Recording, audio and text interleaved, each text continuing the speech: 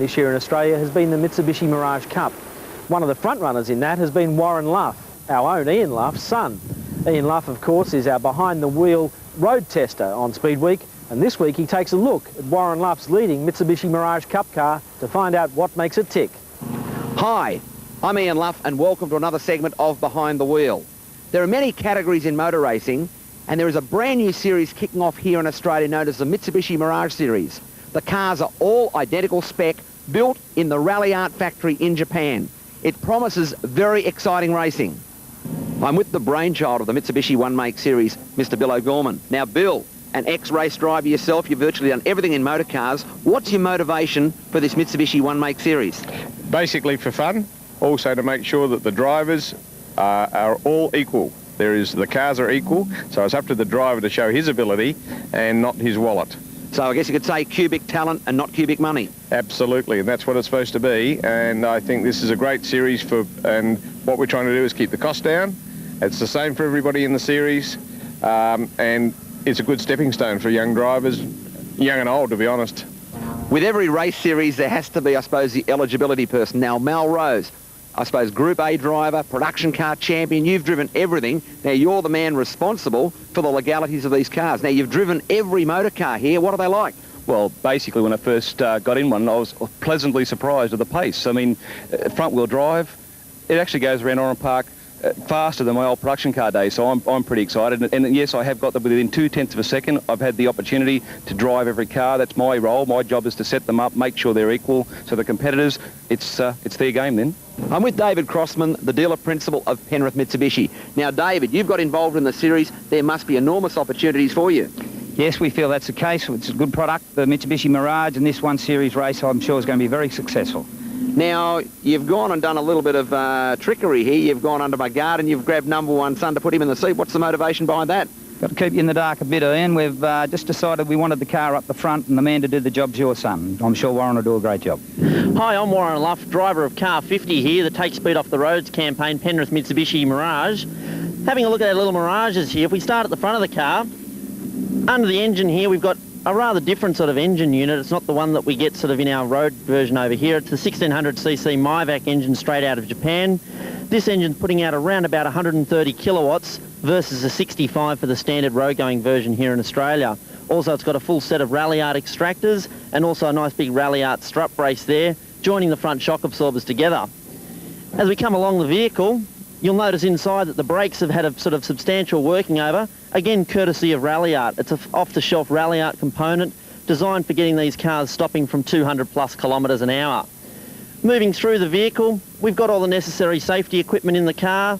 We've got the nice big seat in there courtesy of Momo, also the harness, the steering wheel, all that, and as you can see the whole interior has been taken out and we've fitted a very, very strong, again, Ralliart component roll cage in the vehicle. All vehicles are identical. The whole idea of the series is that all cars be the same, so it really does come back to the driver. And I suppose that's what's really the most exciting part about this series. These purpose-built Mitsubishi Mirage race cars come out of the Ralliart factory in Japan. Now, Ralliart is the competition division of Mitsubishi Motors. They screw together a really high-tech little race car. These cars have a fantastic power-to-weight ratio. I've been told unbelievable braking. Well, we'll find out soon enough. And a very sweet little gearbox and overall balanced package. The suspension's right. I've got the Butte Momo seat, the steering wheel. Let's get behind the wheel and see how this car goes. Well, these cars really go fast. Absolutely fantastic balance. Straight down the inside, let's have a look, see. Put through the floor, 7,000, 8,000. Put through the floor, I tell you what, this car's a rocket.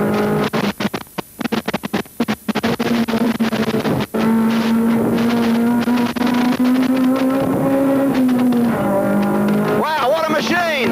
7,000, 8,000 on the rev limiter. Here we go, this car's really quick. Put through the floor. Really going quick down through here. Well, there you have it, race fans.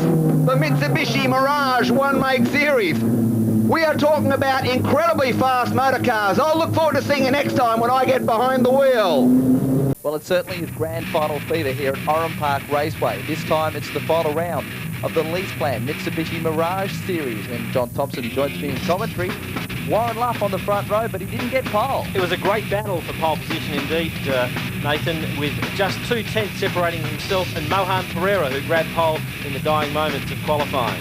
Back on the second row, Placentino, Young, then it's Evans and Dewey, Nesbitt and Evans also back there. Watch for Evans, he's carrying the onboard camera here. We're away with the start. Looks like Luff this time will lead him down into the first corner, but not so. Pereira with a run to the inside, and that's the right line for the left-hander. Absolutely. Going down into the corner, Pereira gets the better line into MAN, but Luffy comes around the inside. Luffy knows this track like the back of his hand, and he takes the inside running and the lead. And Gary Young slotting up there into third place behind Pereira. Dean Evans in fourth. That's a great move from Evans. He was back on the fourth row of the grid, I think, so he's done a great effort to come up to fourth place. These cars are so even. The only adjustments the drivers are allowed to make is with the tyre pressures and the shock absorbers, and it's a very close form of motorsport, as you can see how evenly the cars are bunched. But Warren Luff, a bit of a break as they come over the O'Brien aluminium dogleg now. There's Alan Shepherd and the 50 number 27 machine. They're beautifully presented cars. They look fast and they go just as quick. Of course, the drivers don't get to work on them. They're looked after by Melrose and his team down at Sutherland and Mitsubishi. They're all totally equal, 132 kilowatt engines. They're the Myvec variable valve timing engine, as you see. Luff and Pereira lock a brake coming into the bottom corner there, and Luff covers his bases and hangs on to first place. On board again with Evans now as he comes up from the back of Young, the 11 machine up in front. Down here, there's a lot of water on the track. The cars have got the tail out. Young with a big slide. He's taken the Leyland Brothers route across the grass, back on the track. Evans down the inside. He's had the door shut, and he's on the grass. Big move. And Young still manages to get across in front of him. Let's take a look at that on the replay. As you can see, the Gary Young car gets very sideways into icy ice coffee, and of course you see Dean Evans coming back onto the track there. It's like a video game as they cut each other up, but Dean Evans in the Fast Fours and Rotaries car back relegated a couple of spots. Luffy continues to lead. I thought it was Mohan Pereira that had the rally experience. Yeah, absolutely. But Dean Evans proving that he can drive on the grass as well as the tarmac. Warren Luff still leads it from Pereira, and a name that we haven't seen at the front of this race, at least at Oran Park, is Gavin Harvey, who has normally done very, very well in the previous rounds of the lease plan Mitsubishi Mirage Series. And the reason for that, John, is he stuck it in qualifying, and they've had to repair the car, so he started from the back. Yeah, he damaged the car very badly, stuck it into the wall, and they worked very hard to get that car right to let him start this final round of the lease plan Mitsubishi Mirage Cup. And Dean Evans battling his way back through the pack there. Evans, of course, the editor of Fast Fours and Rotaries, the Fast Four magazine, the specialist Fast Four magazine. He's normally at home driving a computer, but equally at home driving a car by the looks of things as well. Well, there's Harvey in the 76 machine. You start seeing him now starting to come through the field, and I guess determined is one word to use for him throughout the entire season. He's been racing 11 tenths every time he gets behind the wheel, and it's proving here again as he comes up on the back of Evans. There's Nesbitt in the North Shore Mitsubishi Mirage. Big horsepower, 132 odd kilowatts. That's pretty good. 65 kilowatts is the standard Mitsubishi engine, so it gives you an idea of the increase in horsepower. Particularly when you consider these things weigh only about 1,000 kilograms. They're very good power to weight ratio, and you can see just how quick they look on the track and how close the racing is right the way through the field. Big RPM, they're very fast. They lap the Oran Park circuit in around about 49 seconds. Now, if you've seen ROH Commodores, they get around here in around about 48 seconds. That gives you an idea how quick. Oh, Evans, tank slapper, hits the wall. I think a bit of a tag on the rear right, and not enough damage for him to stop racing. Puts the Darlington stripe on the media car as he continues in that placing. I think he's in fourth place at the moment. Harvey challenging him down the outside, and gets around the outside of him, heading into the bottom corner, Coca-Cola corner, as they head round that down into the bottom part of the track. Evans has really got his work cut out for him today.